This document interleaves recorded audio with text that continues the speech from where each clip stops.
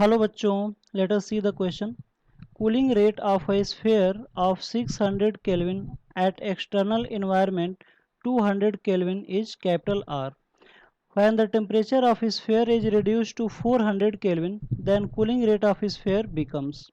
Question ये कर रहा है कि जो कूलिंग रेट है स्फेयर का, जो कूलिंग रेट स्फेयर का जब टेम्परेचर 600 केल्विन रह रहा है और एक्सटर्नल इन्वायरमेंट का टेम्परेचर जब 200 केल्विन रह रहा है, उस समय कूलिंग रेट कैपिटल आर होता है. तो अगर मान लेते हैं कि उसका टेम्परेचर रिड्यूस होके स्फेयर का 400 केल्विन हो जाता है, तब कूलिंग रेट क्या होगा ये हमें बताना है. 4 ऑप्शन दिया है, सही ऑप्शन का हमें चुनाव करना है. तो आइए देखते हैं कि कौन सा की कॉन्सेप्ट है जिसके बेस पर हम लोग इस क्वेश्चन को सॉल्व करेंगे. तो की पॉइंट में हम लोग न्यूटन के कूलिंग लॉ के बारे में पढ़ेंगे, क्योंकि न्यूटन का जो कूलिंग लॉ है वही बताता है कि किसी भी बॉडी का रेट ऑफ कूलिंग क्या होता है. ठीक है ना. तो this question is based on Newton's cooling law.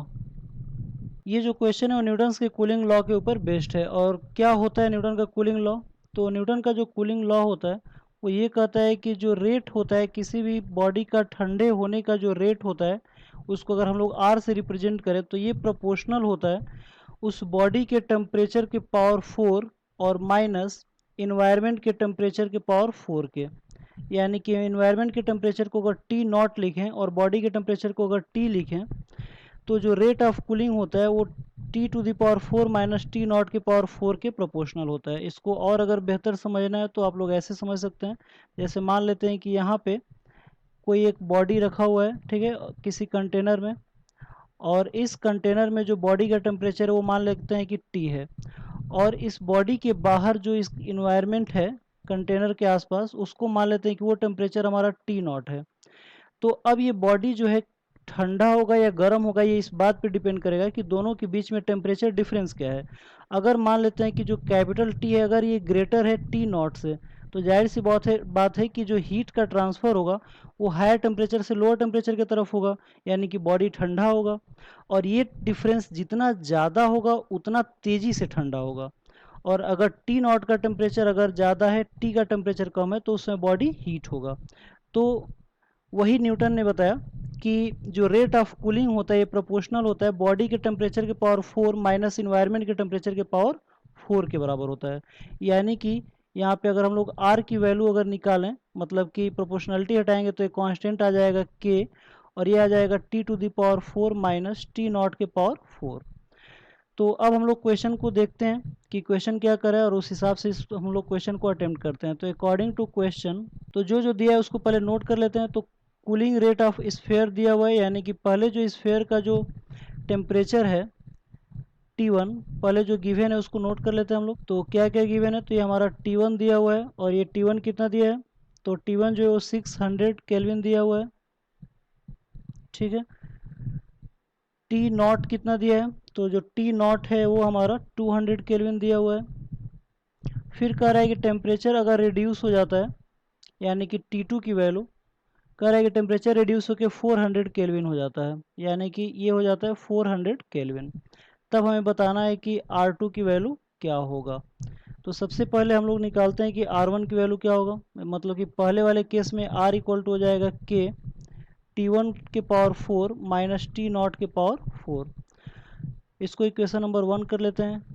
अब हम लोग अगर R2 निकालें, यानी कि जो फाइनल टेम्परेचर या फाइनल रेट ऑफ कूलिंग अगर निकालें, चलिए इसको हम लोग TF लिख देते हैं.